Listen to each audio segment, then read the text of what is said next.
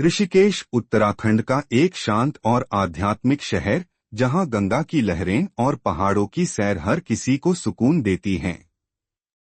लेकिन स्थानीय लोग एक पुरानी हवेली की कहानी से डरते थे, जो गंगा के किनारे जंगल में खड़ी थी।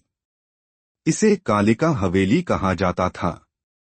कहते हैं यह हवेली कभी एक तांत्रिक की थी, जो काले जादू का अभ्यास करता था। एक रात तांत्रिक ने एक भयानक रस्म की, जिसने उसकी आत्मा को हवेली में कैद कर दिया। तब से जो भी वहां गया, वह कभी वापस नहीं लौटा। एक बार 4 दोस्त रोहन, नेहा, विक्रम और प्रिया ऋषिकेश में छुट्टियां मनाने आए।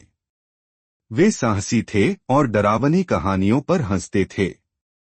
एक स्थानीय चाय वाले ने उन्हें कालिका हवेली की कहानी सुनाई और चेतावनी दी, रात में वहां मत जाना, गंगा की लहरें भी वहां रुक जाती हैं। लेकिन रोहन ने मजाक उड़ाया, भूत कुछ नहीं होता, चलो रात में हवेली देखते हैं। रात के 11 बजे चारों दोस्त टॉर्च और कैमरे लेकर हवेली की ओर निकले। जंगल का रास्ता अंधेरा और ठंडा था। पेड़ों की सरसराहट और गंगा की धीमी आवाज ने माहौल को और रहस्यमय बना दिया। हवेली के सामने पहुंचते ही उन्हें एक अजीब सी ठंडक महसूस हुई। हवेली की दीवारें जर्जर थीं और खिड़कियों से अंधेरा झांक रहा था, जैसे कोई उन्हें देख रहा हो।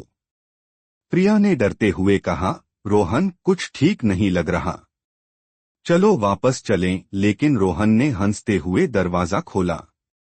अंदर का नजारा और भी डरावना था। पुराने जाले, टूटी कुर्सियां और दीवारों पर अजीब से निशान।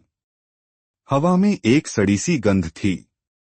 विक्रम ने टॉर्च की रोशनी में एक तस्वीर देखी, जिसमें एक काले कपड़े वाला आदमी था, जिसकी आंखें लाल थीं। ये क्या है? उसने डर से पूछा। अचानक हवेली का दरवाजा अपने आप बंद हो गया। नेहा चीख पड़ी।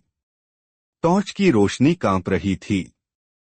तभी उन्हें एक औरत की हंसी सुनाई दी, जो दूर से आ रही थी।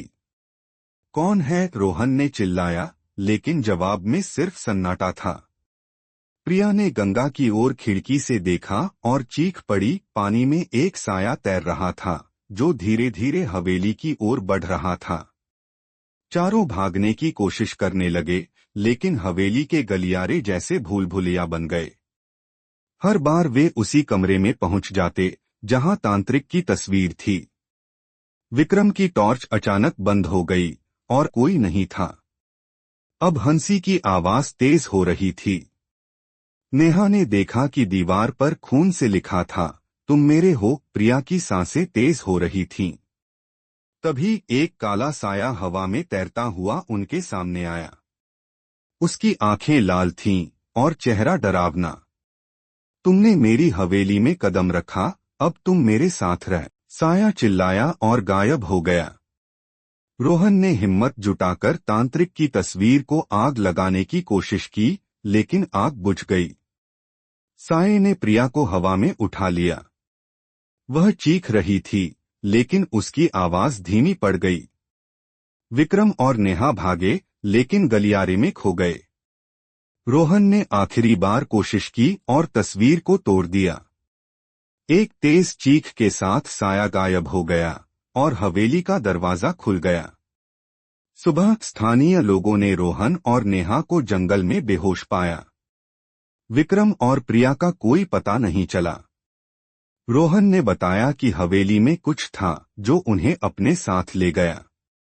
स्थानीय लोगों ने कहा, कालिका हवेली कभी खाली नहीं होती।